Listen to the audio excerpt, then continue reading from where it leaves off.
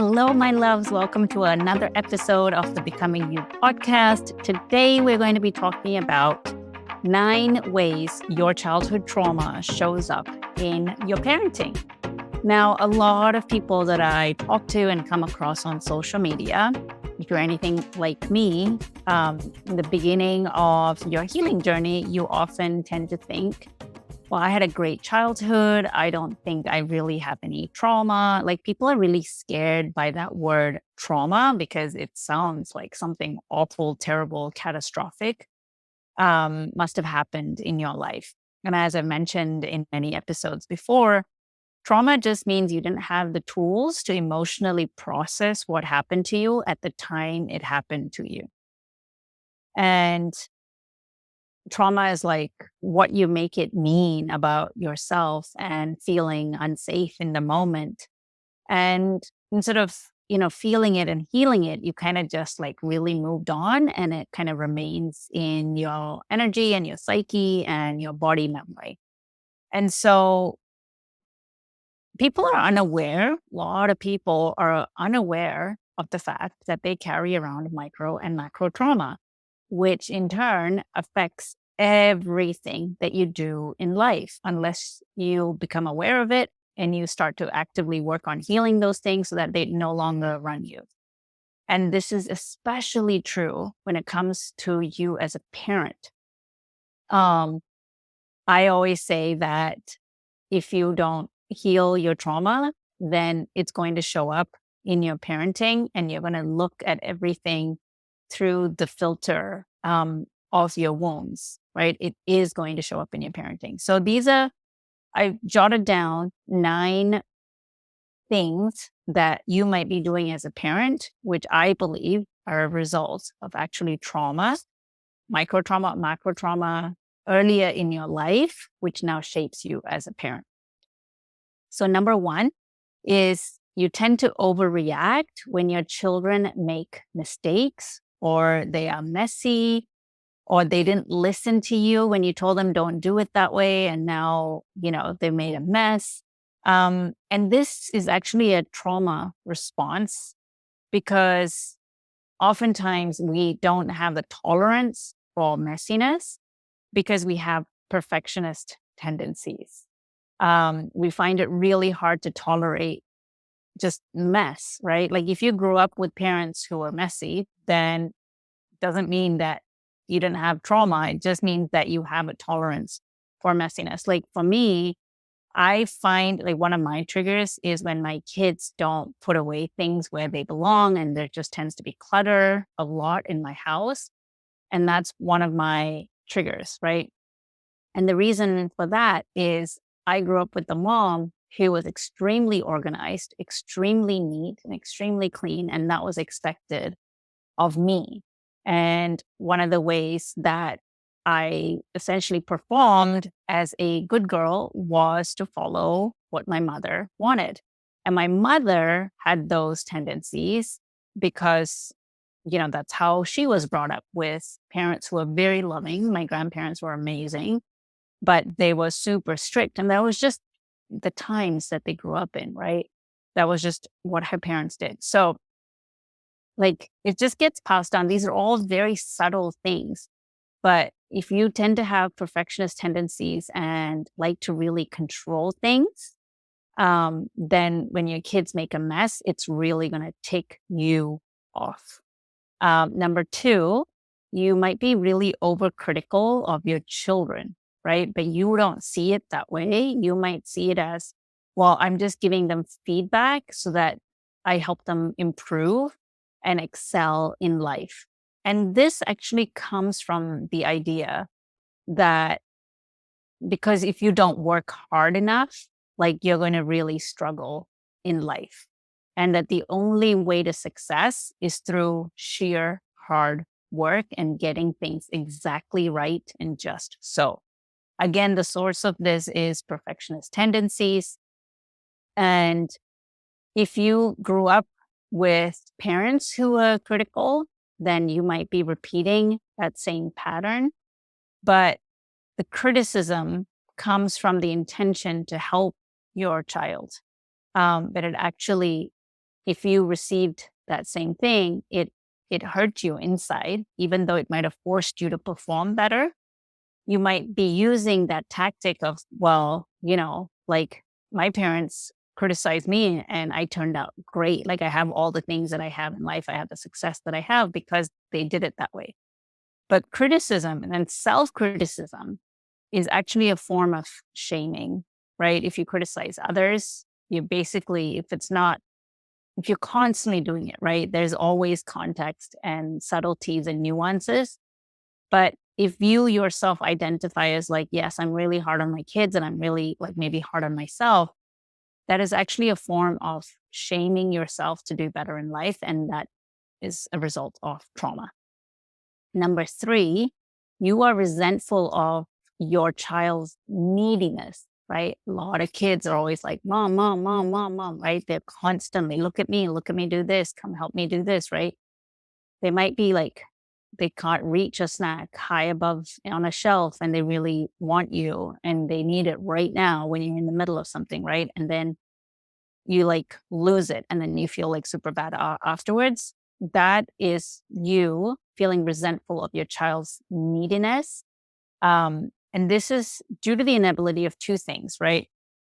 It's you, there's a lack of boundaries. The reason we feel resentful of things is because we have not set the right boundaries. We are feeling drained, we are feeling exhausted, and we are feeling like I am giving too much and not getting enough. And so, if there's a lack of boundaries with maybe your work, your commitments in life, like social calendar, if there's a lack of boundaries and you have a really hard time, and this comes from the fact that you have a hard time saying no and you want to please others, right? You don't want to upset the people in your life and you feel like you owe everyone like a yes. So that again is a trauma response. As a child, you weren't allowed to say no or do things your way, or if you saw or if you heard people say like, what will others think? Things like that. As a child, you didn't have the ability to speak your voice, right? To speak your truth. And so as a result, when your child demands their needs and wants and they need things from you, that is a trauma response of like you overreacting or being triggered is because, well, you're not giving enough to yourself and you weren't allowed to give enough to yourself. Maybe the expectation to conform was really high, to fall into line, to not upset the balance, to not be the squeaky wheel, right? Like if you were that person who wanted to do that growing up, but you were told time and time again, like that's an aspect of you that it's not acceptable, then the fact that your kids need you now a lot could be that's a trauma response, right? So it's one of two reasons. One is like lack of boundaries, and then the other one is like you weren't allowed to express yourself like your child is expressing him or herself right now. Um, the other reason for feeling resentful of your child's neediness could be the fact that you had to fend for yourself pretty early on in life.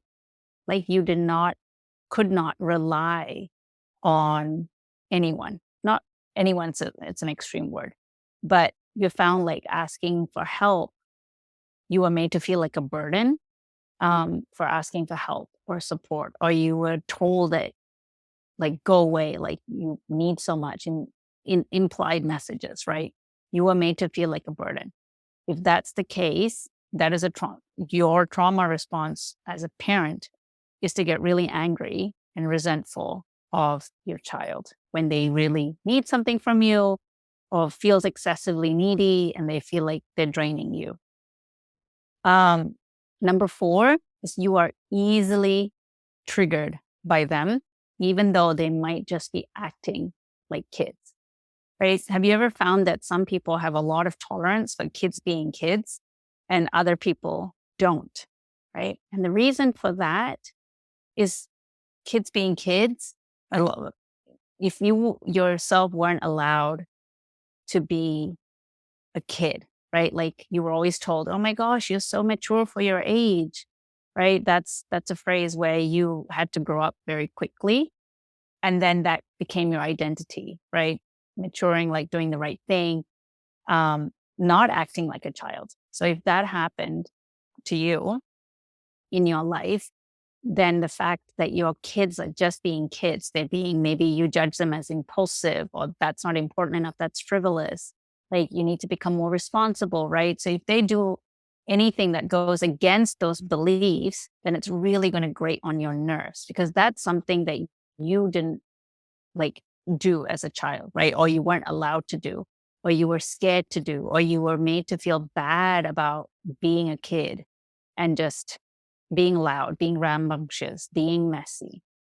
If you were always expected to like kind of be serious and be responsible, then your child's playfulness is going to trigger you a lot. Um, and you were pretty much asked to, if you were pretty much asked to grow up very quickly, right? Or situations and circumstances dictated that you had to grow up fast, that's a trauma response, right? You are going to have a trauma response to how you parent your child. Um, Number five, an interesting thing is like, a lot of people either follow the same format and template as to how they were brought up, or if there were aspects of their childhood that they didn't like in terms of how they were parented, they will tend to say to themselves, I am never going to do it that way, and I'm going to do it completely different. Right. And the pendulum swings completely the opposite. So if you grew up with parents who are maybe super controlling, set super strict rules, etc., then if you grew up hating that, right, you felt like your wings were clipped and your life was too restrictive, then the trauma response to that might be giving your children zero boundaries and zero rules, right? Or very little boundaries, very little rules. And you might be thinking, I'm making a conscious decision here to let my kids have very little rules because I hated the way that I was, brought up with so many restrictions. That is actually not a choice you're making. It's a trauma response that is happening because you went from one extreme to the other as a way to make up for and live through your kids to make up for what you didn't have. Right. So that is actually a trauma response. Number six. So going back to number five, you parent like the complete opposite of how you were parented. So one of the things that happens in the reparenting journey of when you go, through healing, if you start to make decisions with more intention of, am I basing this decision on how I want to parent from a healed place, or am I making that decision from a hurt place? Right? If it's the pendulum swing, it's an automatic reaction. It's like a knee-jerk reaction.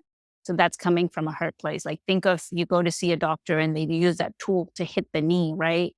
And your leg just swings up automatically. That's an automatic response, right?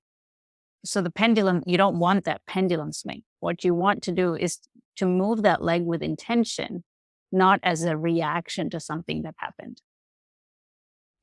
Number six, you struggle to emotionally understand and connect with your kids because you weren't allowed to have maybe big feelings, right? You had to shut down your heart space and you had to kind of numb yourself because of what you went through in life. And this is very resonant with my own personal experience. I didn't realize till like maybe 9 years ago of how like numb I was and that I actually struggled to feel emotions. And I couldn't really name a lot of emotions, that I was emotionally disconnected from myself other than just feeling really restless and not feeling good enough about myself. And so as I started to peel back the layers and heal, I started to more and more connect with my feelings and I felt safe to feel them. And I started to connect deeper into my heart space and what my heart wanted. And I tended to look deeper into my feelings, which then allowed me to be more present. The two go hand in hand. In order to be able to feel your feelings, right, you have to learn to be present. And learning to be present allows you to feel your feelings. So it's like the chicken or the egg story. And the more present you become, the more you're able to tap into what your kids are feeling, and be able to be in the present moment, which is really where the connection happens. And so therefore you feel more connected to your kids. So a lot of times, I feel connected to my kids when I'm observing them physically with all my senses. Like, what do their eyelashes look like? What do they smell like? And when we're going out for a walk and they're giggling and their personality is coming out, like I'm able to slow down time and really be there with them, which is then what allows me to feel like, wow, I really know you and I'm getting you and I understand you. So if you tend to struggle to connect with them emotionally, that could be a sign that your parenting is part of your parenting is because of trauma from earlier in life. Um, it's because that part of you was shut down, right? Or dimmed out in order to get you through whatever it is that you needed to go through because it felt too much to feel those feelings at that time. The emotions were so big and scary that you felt like they were going to swallow you whole. So it was better to shut that door and not feel it all, which then continued to serve you. But now you're struggling to connect with your kids, and now you don't know how to open that door back up, right? Number 7, you live in fear of messing them up all the time. Even though you don't like the way you parent, you struggle to change the patterns. And then you live in constant shame of, like, I'm going to mess them up, right? This is due to the fact that you have not healed. There's deeper layers that need to be healed. There's deeper layers that need to be felt. Number 8, repeating things that your parents told you that came out of their mouths, right? And then you might have said, I'm never going to say that, or it stung to hear it. And again, I keep using the word parents, right? But what I actually mean is any caregiver, right? Any adults growing up that might have had an influence over your life.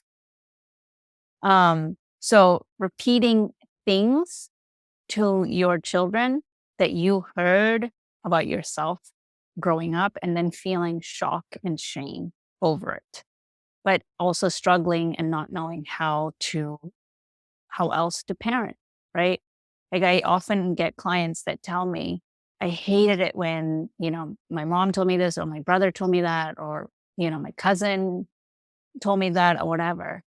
And then I find myself asking my kids to do the same or adhere to those standards that they wanted me to adhere to, right? So this could be things like, I don't know, restricting things or making fun of somebody's like body image or things like that. And it was done to you. And now, like before you know it, you're saying it to your children. And then you're like, where did that even come from? I can't believe I just did that. Or you're parenting the way your parents did the parenting and you hate it, but you don't know how else to parent. And it's not working, right? It worked for you. The way your parents parented worked for you. And you would take the same format and apply it. And now it's not working on your child and it's going wrong in all sorts of ways. Okay. And then finally, number 9, being overly protective of your kids because of your own trauma and the fear that the world is out to get you, or if things are going well, living in the fear of the rug's going to get pulled out from underneath me, right? So you're being overly protective, but you don't want to change it, even though now you have kids rebelling against you being overly protective. So these are just some of the things or some of the ways that your childhood trauma might be showing up in your parenting. Now, I don't want this episode to come across as all doom and gloom and scary. Um, I want you to use this as a signpost to bring awareness to your parenting patterns. Um, and just know that you can absolutely change any of this. You're not stuck. You're not a victim. You're not helpless, nor are you powerless. You have so much power to change your story and the future of your family. But it always starts with you. You have got to be the leader. You have got to take the responsibility of this ends with me now. Or it starts with saying, I don't like the way things are working in my family right now. I don't like the way we're all communicating with one another. I don't like the way it feels like I'm stepping into a battle zone every time I walk into the house. Right? I want you to know that you can change and absolutely repair all the any and all damage. And you're not a lost cause, and neither is your family. So if you need help and support doing this work, doing this healing work, and then feeling the beautiful repercussions of feeling closer to your family, feeling connected to your kid, and really helping your kids feel like you're approachable and mom or dad is a completely safe space to come to. And you feel like you want to enjoy your kids, like truly enjoy being around them and being with them. That is the support that I provide for all my clients. So you can have the opportunity to have a free one-on-one consult call with me. I live and breathe this work, and I urge you to book that call right now. Take care. I love you guys so much.